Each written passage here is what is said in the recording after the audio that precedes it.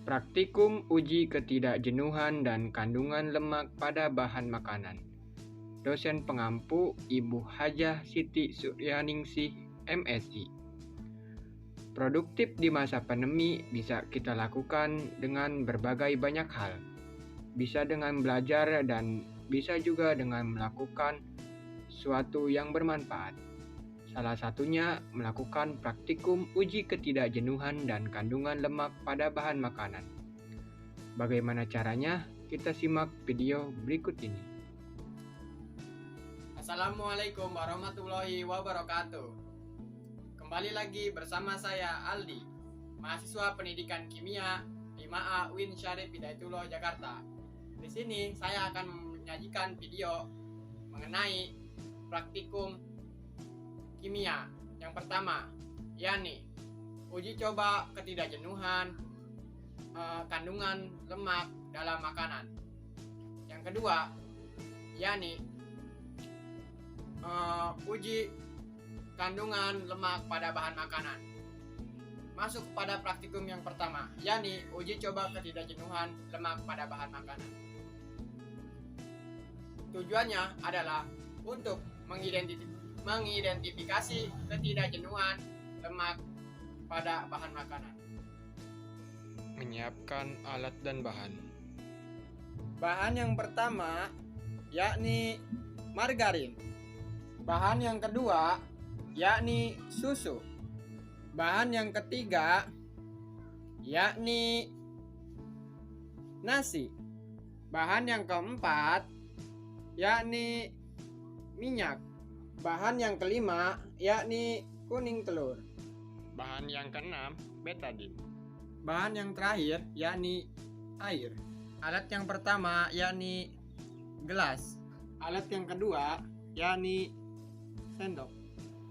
Baik teman-teman, setelah kita mempersiapkan bahan, maka kita akan mentetesi setiap bahan ini tetes demi tetes hingga 10 tetes. Ketika tetes demi tetes, kita harus mengocoknya sampai 10 tetes dan amati perubahan warnanya. Bahan yang pertama akan kita tetesi menggunakan iodin sampai bahan terakhir. Sampai 10 tetes ya teman-teman ya. Tuh. 2 3 4 5 6 7 8 9 10. Nah, lalu kocok terus dan lakukan hal yang sama pada bahan yang lain. Baik teman-teman, ketika kita sudah mentetesi semua larutan masing-masing 10 tetes dan mengkocoknya dengan larutan iodin, maka kita amati perubahan warnanya. Yang pertama yakni minyak. Apakah ada perubahan warna? Di minyak ini tidak ada perubahan warna, tetapi larutan iodin mengendap di dalam minyak. Yang kedua yakni mentega. Mentega pun sama, tidak terjadi perubahan warna. Kuning telur pun sama, tidak terjadi perubahan warna. Yang keempat yakni susu. Susu tidak terjadi perubahan warna. Yang kelima yakni nasi. Nasi terjadi perubahan warna. Jadi antara kelima bahan di sini yang mengandung lemak adalah 4 bahan. Tetapi susu mengandung protein, tetapi juga susu mengandung lemak. Oleh karena itu, lemak pada susu tidak mengikat iodin, maka lemak pada susu tidak terjadi perubahan warna. Mengapa nasi terjadi perubahan warna? Karena pada nasi terjadi pengikatan antara iodin dengan amilum, maka akan mengubah warna menjadi biru tua atau sampai hitam. Maka dapat disimpulkan bahwa di dalam minyak goreng, mentega, kuning telur, dan juga susu, keempat ini mengandung lemak dengan ditandai dengan tidaknya berubah warna antara 4 bahan tersebut. Hasil percobaan.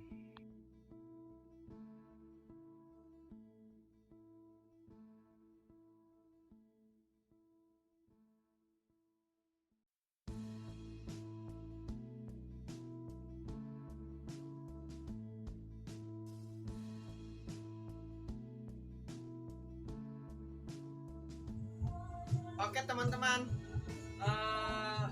mungkin itu praktikum yang pertama. Semoga dapat dipahami oleh kalian. Terima kasih.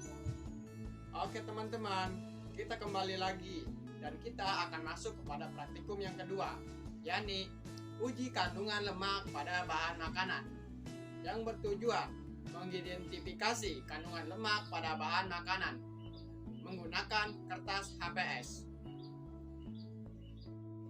Menyiapkan alat dan bahan. Bahan yang pertama yakni putih telur.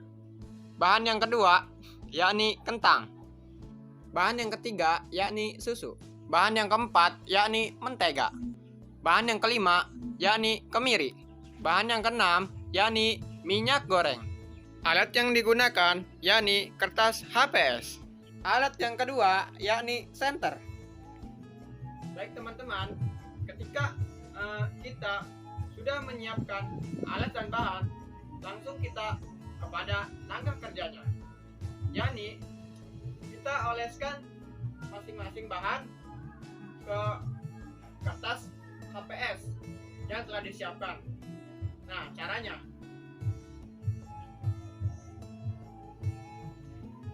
pertama yaitu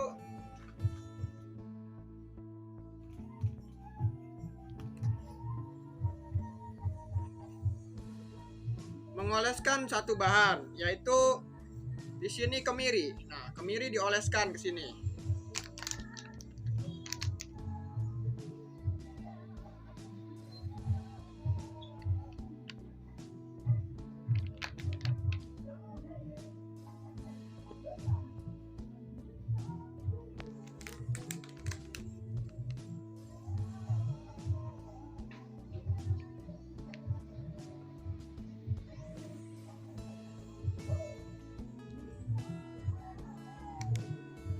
Kedua, minyak. Nah, kita tadi menggunakan tangan, telunjuk, dan ibu jari. Maka kita lakukan pengolesan minyak menggunakan jari tengah. Jangan menggunakan jari yang sudah digunakan, karena akan mempengaruhi hasil.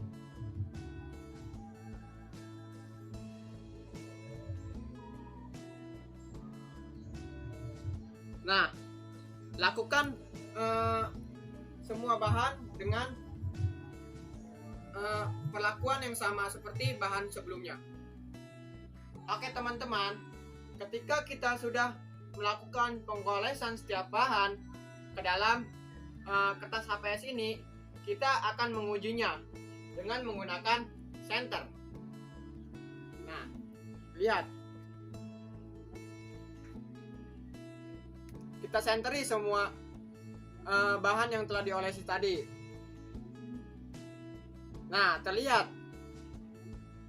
bahwasanya ketika ada perubahan, artinya menembus kertasnya bening, itu menandakan adanya lemak.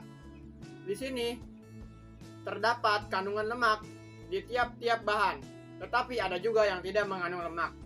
Yang pertama itu yang mengandung lemak, dapat disimpulkan di sini ada yang transparan, yakni minyak. Yang kedua yakni kemiri. Yang ketiga yakni mentega. Yang keempat ini tidak ada transparan, karena susu bukan tidak mengandung lemak, tetapi kandungan lemaknya sedikit. Yang kelima yakni putih telur. Putih telur tidak transparan karena tidak mengandung lemak. Yang keenam yakni kentang. Kentang sedikit transparan karena memiliki kandungan lemak yang hanya sedikit, maka ditandai dengan sedikit transparan. Maka dapat disimpulkan dari ketiga bahan di sini yang mengandung lemak secara bahannya 50% atau lebihnya, yakni terdapat dalam kandungan bahan tersebut, yakni dalam minyak, lalu kemiri, lalu mentega. Nah, ketiga bahan yang lainnya mengandung lemak tetapi sedikit. Dalam putih telur tidak mengandung lemak karena putih telur hanya mengandung protein dan sebagian lainnya air. dan mineral lainnya. Mungkin itu hasil praktikum pada kali ini. Semoga kalian dapat memahaminya. Terima kasih. Wassalamualaikum warahmatullahi wabarakatuh.